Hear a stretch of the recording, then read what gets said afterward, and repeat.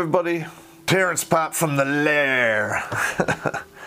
And apparently you guys like the Army stories. You guys are in luck because I'm a pretty good storyteller and I've seen a lot of shit. And I'm sure you guys want to hear about, one or two stories about the real deal. So I'm going to tell you the story today of the Airborne Rangers that jumped into Rio Hato on December 20th, 1989. I was 21 years old. We had done quite a few rehearsal missions, and nobody actually said we're going to do the invasion, but it was, stomp 3 times, hush, hush. We all knew it was coming. And we just got off of deployment. I think we're training somewhere down in Florida. I don't recall the actual place. Because we flew in there, and all the battalions flew in there, and it was kind of confusing. And you're operating at a high operations tempo, so you're exhausted. And I think that was Florida. And we also jumped in onto an airfield in Oklahoma, and I landed on the runway that time, and pretty much temporarily knocked myself out of my meat suit. But besides that, we just came back. We were released. It was I don't remember what day it was, but we got off duty. I think it was 3 o'clock in the afternoon, and I jumped in my car and I drove down to the Tacoma Mall. And one of my things I used to always do when I went there is I would go to 31 Flavors and get a large double chocolate shake, drink that. And then I would go to this place called Pacific Soup and Salads in the Tacoma Mall. They really had good ranch dressing. I haven't been able to find anything equal to it since. But I remember I'm sitting there eating, and I look out and I can see out into the causeway in the mall, and every once in a while a couple of guys would run by, and I'm eating, and I'm like, what the hell's going on? Well, some guy comes in. He's got the high and tight Ranger haircut, which I don't think they do anymore. And he goes, and he looks right at me because I have the same haircut, and he goes, if you're an Airborne Ranger, we've just been alerted, you need to get back. And I'm like, oh shit. And we knew it was coming, but this was the real deal. You kind of felt your heart up in your throat. So I threw down $20, drank the rest of my soda, and I joined the rest of the Rangers, sprinting for the parking lot to get to our vehicles to make it back to the battalion. I didn't fuck around. I think I was I pulled onto the freeway from Tacoma Mall, and I took my car automatically up to about 105. I used to have a Chevy Camaro. I had a 383 bored and stroked, had glass packs, hood scoop, the whole deal. I had it geared for high end, not low end. So it was very easy. I mean, you just touch that gas pedal, and you're 100 miles an hour. And boom. So it didn't take me hardly any time to get back to Fort Lewis. And I remember I was coming through the Madigan Gate, and there was kind of long lines. And it looked like it was going to take 5 or 10 minutes to get through the fucking checkpoint. But there was nobody coming from there was 2 lanes where cars were supposed to come out, and this is back in the day before they had all those crazy berms and crash gates that they could tap a button and go up. That blew right through the Madigan Gate, somewhere over 100 miles an hour. I knew I had 2 MPs on my tail, and good luck with that, because I had a 100-mile-an-hour head start on you. And because I didn't want to miss the deployment, because if they shut those gates and you're not in there, you miss movement, you're fucked. So, I'm coming down that home stretch, and I can see a couple of my Ranger buddies waving me in, and they're telling them to hold the gate, and I have 2 MPs behind me, and I remember I did like this crazy cool turn, pulled right in, and my buddies shut the gate behind me, and that was it. The MPs were yelling and screaming that they're going to take me and arrest me for reckless driving, and they're like, I'm sorry, this is a restricted area. It's just been sealed. I don't know what to tell you. So that's the last I heard of that. Our stuff was still palletized, so all we really had to do was go up and get our rucksacks, an A bag. The B bags were palletized, and wait around to be Actually, they bused us to McCord. They taped up the phones so nobody could call anybody. That was it. We went to McCord, and we flew out of McCord down to Benning, where we hung out for, I think it was a day and a half. I don't really remember that because everyone was just getting ready to jump. Rigging our shit, taking all the ammo. I got stuck as I was jumping a Dragon missile pack, and I had one of those Skedco sleds in it for the wounded. I was put on a casualty collection team. And I recall we're waiting there getting inspected, and Sergeant First Class Greenway, who later became Sergeant Major Greenway of the regiment, looked down there and saw this big empty cavern. And he looked at me and he looked at my team leader and he said, "Fill this up with shit that goes boom." So I became a walking human pallet.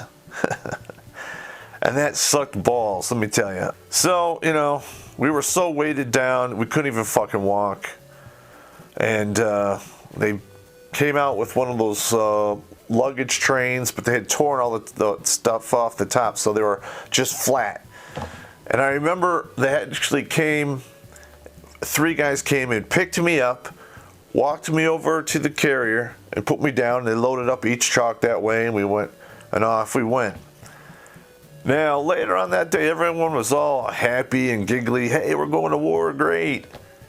But when we were loaded up on that trolley and we had all of that arms and equipment, we knew it was no longer a joke.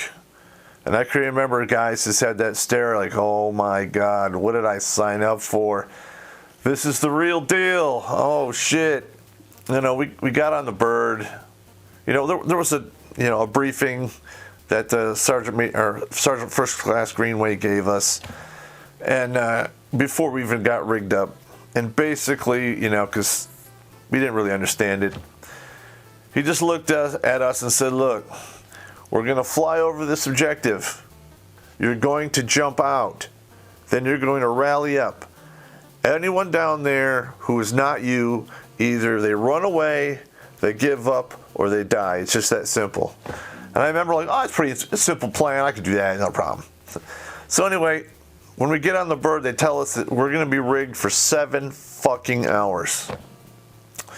7 hours, full gear, can't take your shit off. Fuck you. And it's, in Georgia, it was cold. We weren't used to the heat, so they were making us pound water. And I remember I had to piss like a goddamn racehorse, and I remember telling this guy that he was the jump master, one of the jump masters, and I'm like, I gotta piss. And he just said, "Ranger, you just got to piss yourself because we ain't taking nothing off you." So I'm like, oh fuck. So this is adding on to the already suck factor. And I'm just starting to realize that I hadn't really eaten anything in 36 hours. So lo and behold, I squirm and I worm and I fucking get my dick out and I fucking just take a piss. And the bird is doing this and I'm watching it and it's going down. This other ranger who's looking right at me and he looks at me and he's trying to squirm away and I just kind of go, and you can see him just accept. He's like, ah. Now he's laying in my piss. I had to do like 2 or 3 times. And about an hour out, they start doing this thing, Nap of the Earth, where they fly, basically 50 meters off the deck. And we were coming in from the ocean side to, the way it worked is we're coming in from the ocean side. Rio Hato was slightly elevated. We'd pop up and then fly over, and one pass, every airborne ranger out the door. So, we were literally, there were some points we were going, the dudes were floating in the air and then they'd fall down and get sucked to the deck and then they'd float in the air because the bird was doing a lot of this. And then people started vomiting.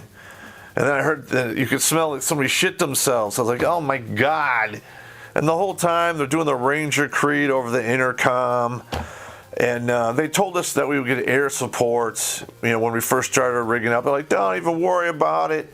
By the time you get to the objective, it'll be flattened because they're dropping 2 5,000-pound bombs.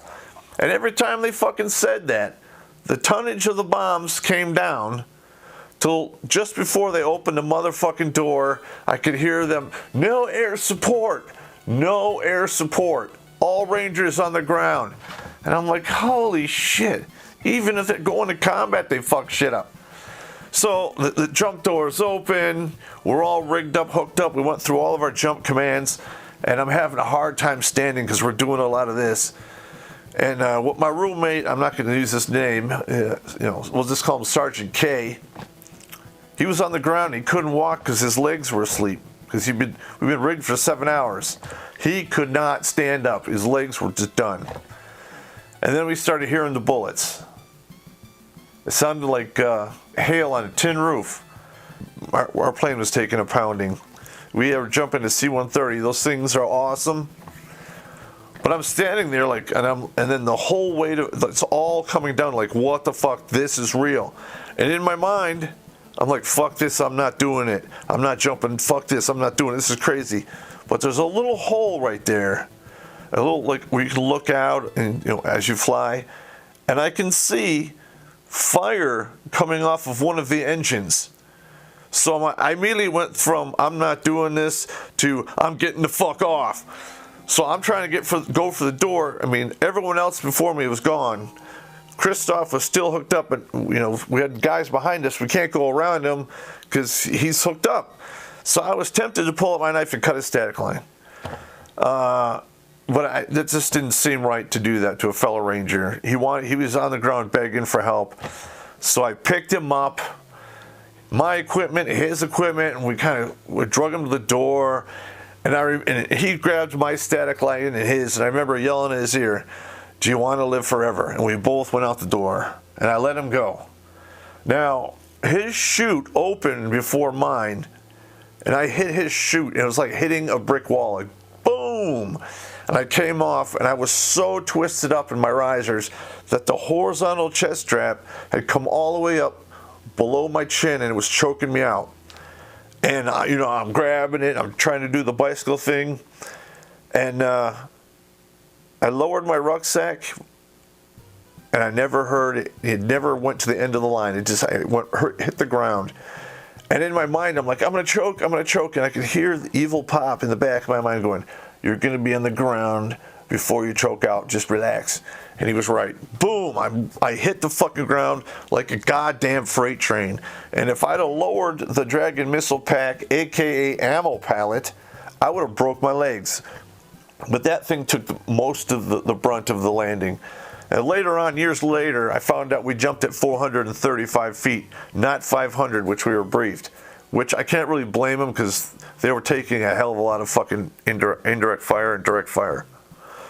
So my rucksack landed on one side of a 3-wire fence. I came down right in the ditch on the edge of the road. It was gravel. And my parachute landed in this little tree.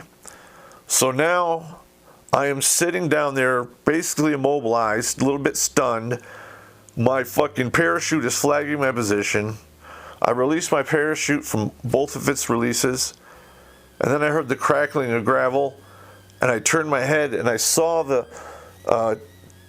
tail light or the headlight of a vehicle. It was a truck.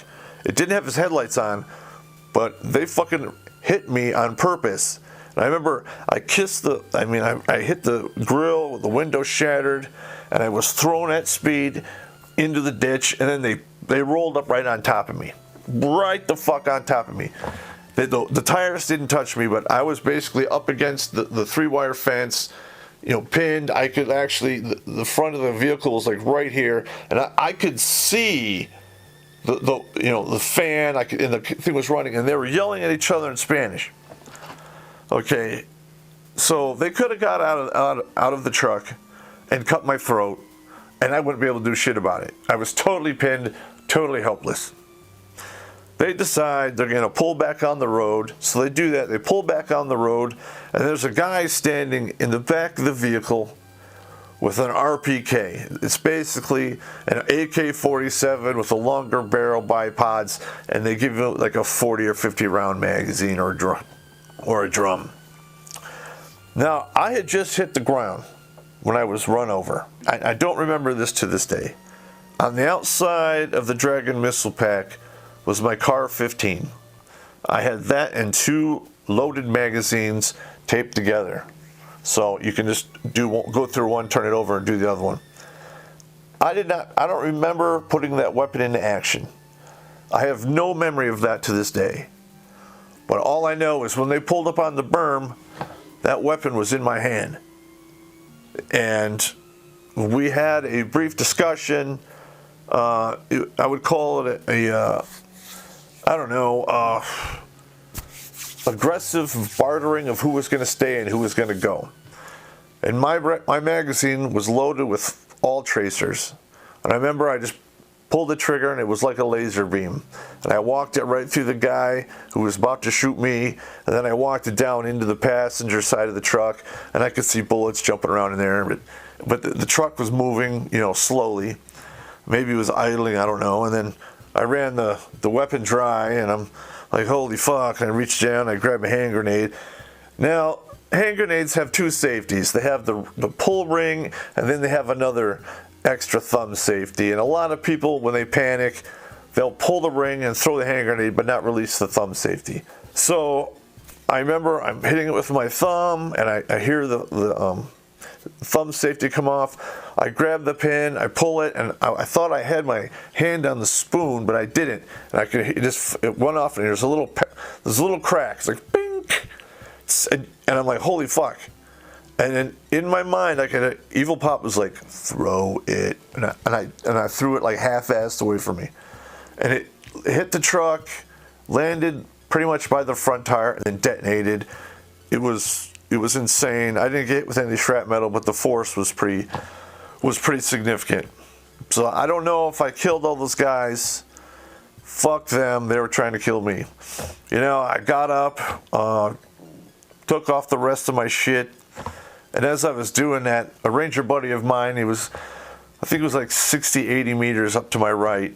And he got like 4 or 5 rangers. They engaged that truck with law rockets. I think they hit it with 4, and it basically jumped in the air and twisted kind of like an aluminum cannon and then crushed a little bit.